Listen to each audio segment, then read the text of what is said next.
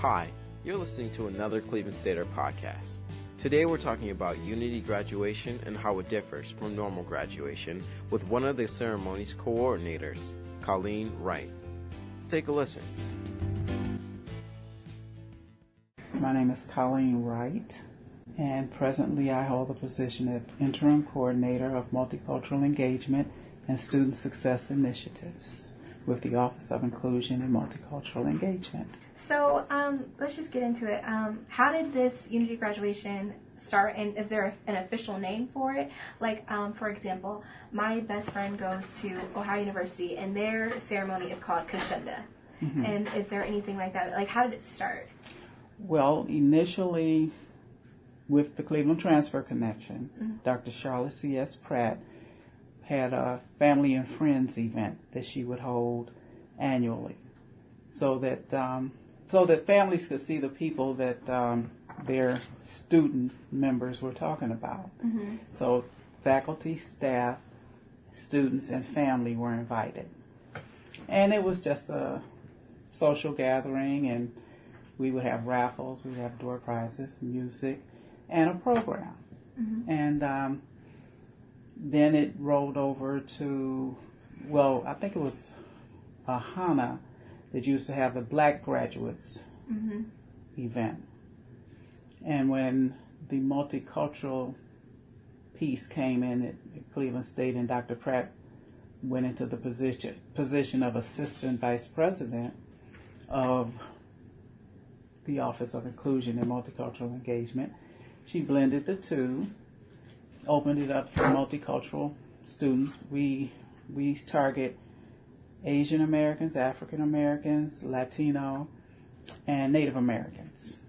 And it's specifically to that culture. We go through OIE to retrieve a list of students that have petitioned to graduate and are eligible for the program. We have limited space because we have limited stoles. The event is free. The purpose of it is to celebrate the minorities that don't get the attention. You know, everybody doesn't have cords and whatever and pins when they graduate. Some just have their cap and gown. Mm-hmm. And the thought was, why is the underrepresented population not seen at graduation to be special mm-hmm. or included in a certain kind of way? If you satisfied the requirements to graduate from Cleveland State and you fall into the categories that I listed and you get your RSVP in time, you'll have a stole. Mm-hmm. So the purpose of an event like this is to celebrate, diverse people beating the odds and graduating. So that would be why you specifically target those groups of people. Mm-hmm. Okay. And why is this so important, the Unity graduation? Well, initially, the first one that we had, the word was out that they're calling it multicultural, but it's really for black folks. Mm-hmm. You can't go. And we got calls from people, well, why can't we go? Well, you got misinformation. But people would get the email or the invite. Initially, we did mail, email, and phone calls. And then something happened with the population of Cleveland State, and it took off. Mm-hmm. And we're like, okay, we got to back up. And if we do emails, like an evite, and see how the response is. And it's been good. The fall or December celebration is usually smaller than the spring, mm-hmm. which is true with commencement. They only have one ceremony in the fall, and in spring they have to have two. Mm-hmm. So it's a representation of what's going on at the university proper. Sorry. Mm-hmm. So with obviously the increasing demand for this every semester, is there any plans or talks to increasing your guys like bandwidth, how many students you can take for the ceremony? Well, as you know, we've had some changes in leadership and throughout the university, and until we have when we get our next budget, we will be able to tell, because this year the RSVPs were filled so quickly, and there were so many unhappy graduates. But the anticipation was that, it would be about the same number and we would be okay. We reached capacity in 10 days. And usually we keep it open for a month. What is the capacity for the spring Unity graduation? 100. 100? What about the capacity for the fall? Usually what we do in the fall, because the year is on the stoles. So we have found that our turnout for the fall is usually 75 to 80 that will appear. We may get 90 that RSVP, and 75 to 80 will show up. So we try to do at least 85 in the fall, and we haven't run out of stoles in the fall. Okay. And our response is less in the fall. This spring, it was surprising to everyone involved. I don't know if they think it'll be the last one. I don't know what happened, but the interest was so intense that we went with our 100, and we've reached capacity. Now, what goes into planning an event like this? Like, I know you said you went through OIE to look for to request a list for multicultural students. What else goes into planning an event like this? Like, how much time do you guys plan this throughout the semester? Or, like, I understand that it's on the 4th floor of the Wolstein Center. Like, just how do you go about it? Well, we've already booked it in hopes that we will be able to do it again in fall. We've booked for December. It's usually on a Thursday. In the past, it's been in the evening. We moved it up because so many other colleges have events on the same day that we do in the past at the same time. We said we don't want the student to miss out. If you have a social work, your social work college is doing something and we're doing something where you want a stole, you have to participate in that, and you can't do both. So we moved our time up to 4 o'clock. So our event is from 4 to 6. And we'll be planning for December later in May. We don't wait until the last minute. We'll get the list in October. I'll request the list from OIE in October. And we'll send out the invitation right after Halloween, first part of November, and we'll be ready by the first week of December.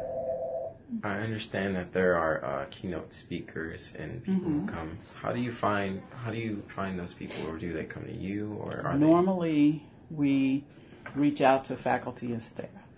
This year, because we're so short-staffed, we had to do in-house and word of mouth. So, may I? And are those keynote speakers, are they people of color because it's multicultural graduation, or it's just you ask anybody? Well, the people that will be participating in the event who have been identified as being multicultural in the categories that I mentioned earlier, that's where we get our speakers from. We have Taylor Veazey, Miss Diaz, Anissa Monroe, and Julian Wilson. And in the past, we've had, when we have more, we can reach out and screen, and people come in and give their presentation, and we work with them on their speech. And they have 3 minutes to tell their experience at Cleveland State and what they plan to do. That's for the keynote speakers. That's what they do. Well, yes, they're usually we have a graduate, someone that's getting their master's, undergrad, And then we have like a freshman and a junior to tell how they've been impacted by the people that are ahead of them. Mm-hmm. Oh, that's beautiful. You know. So what's the how will it flow? I understand it's first come, first serve. So there's not like organized seating or anything like that. And there's light for freshmen. But like, how will the event go? Well, after the speakers present and Valerie Hinton Hanna begins the salutation to the graduates, there will be a person walking around the ballroom with a colored card. Mm-hmm. The colors are yellow, green, blue, and red. Mm-hmm. And when you register for this event, you'll receive a card like this. So when you'll be told to look for a young lady that will be walking across the front of the stage and around the ballroom with a red card. Not this, it'll be a large piece of paper that's red. You will get up and line up on it'll be the left wall. Someone will collect your card while Valerie Hinton Hanna is speaking. A person will collect the cards as you're in line. They will hand them to her, and she will begin the ceremony. Oh. You walk, when your name is introduced, you walk down the red carpet. She reads all the information that's on your card. When you register, they will complete your card. You have your supporters and your future plans. And as you're walking the red carpet, the photographer will take snapshots of you. When you get to the front, she will have read your card. You will get your applause. One of the 8 people listed, maybe we only have 6. One of the deans or others listed here will stole you. You turn, you take a picture with the person that stole you, and you go back to your seat.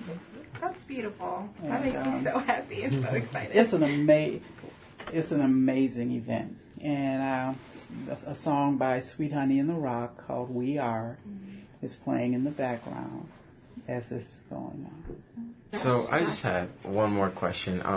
So you mentioned earlier that when this was first starting out, that there was some pushback, some kind of like negative, talk out there about it being like just for black people, just for whites. Has that kind of mentality kind of faded away? Yes. And what have you done, Yes. to get rid of that? We just continue to open it up. Mm-hmm. And because it's the first come, first serve, over the years, we've had everyone. We've had the population that we've reached out to. We've had some people that are like, well, can I come? Yes, you can. It's a Cleveland State event. Very inclusive. It's very inclusive. It's targeted for the multicultural student, but we don't turn people away. That's beautiful. That is nice. All right. This has been another Cleveland Stater podcast. Thanks for listening.